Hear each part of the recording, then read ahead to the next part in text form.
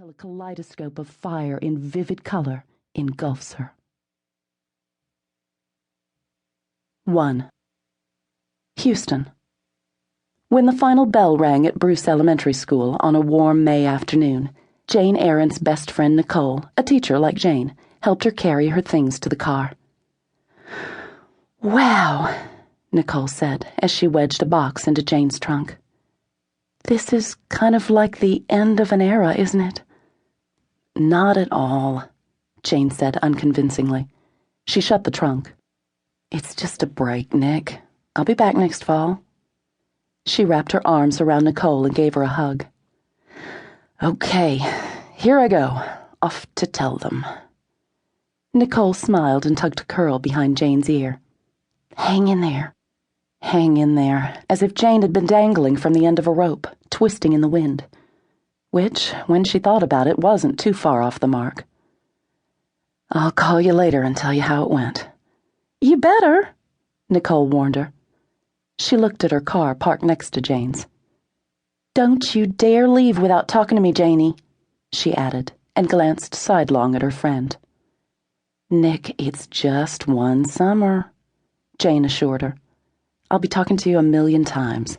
I'll call you in a little while, okay?" Nicole smiled again. She had a great smile, a Colgate smile, and with her dark hair pulled into a ponytail, and her little Bruce Elementary Rocks badge on her shirt, she looked like the poster child for wholesome second-grade teachers everywhere. "Okay, good luck with the fam," she said, and with a cheery little wave she walked to her car. Jane got in her car too and made it halfway down the street before she pulled over, put the car in park, and covered her face with her hands. "What am I doing?" she whispered. "Seriously, what am I doing?" "Finding yourself," she answered silently and groaned. That sounded so cliched, such new age crap. But in her case it was true. She was literally, truly finding herself, or rather the woman who'd given her away. When Jane pulled into the back parking area outside the garden restaurant that her family had owned and operated for years, she couldn't make herself get out of the car. They were in there, her family, getting ready for the evening rush. Just imagining them working together, laughing and playing that stupid game with the creamers gave Jane butterflies of anticipation and dread. She was going to walk into that happy little scene and tell them that after much thought, she'd decided to go and search for her birth family. She'd actually practiced her speech last night in front of the bathroom mirror. "My decision did not come lightly," she'd said gravely to her mirror, as if she'd been some politician removing herself from office. But it was true. The decision had not been easy to make. Naturally, Jane had wondered who she really was for a long time, but she hadn't realized just how much she'd wondered, how deeply that question had sunk into her marrow, until Jonathan, her boyfriend, had asked her to marry him. Jonathan's proposal had not been unexpected. It had been the natural progression of their relationship. Jane had figured it was coming, and she'd figured she'd say yes. But the moment Jonathan had asked her, Jane had been stunned to discover that she hadn't been ready to say yes.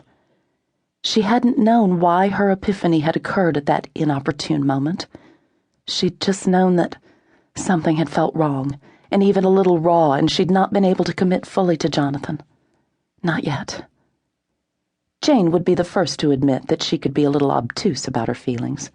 She wasn't very good at self-examination, and preferred to go through life happy and cheerful and looking forward, always forward. But her reluctance to say yes to Jonathan had dredged up a whole lot of emotions she'd realized she'd been feeling for a while. Such as, was he really the one? And how could she know who was really the one when she didn't know who she was?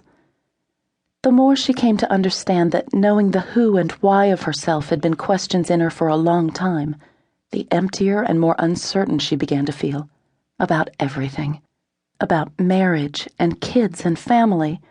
About her thesis, the one thing she needed to finish in order to get her graduate degree. She couldn't move on with her life, not without answering a very basic and fundamental question about herself. Who was she? Of course, Jonathan didn't understand her sudden change of heart, but he was at least trying to. Neither did the people inside.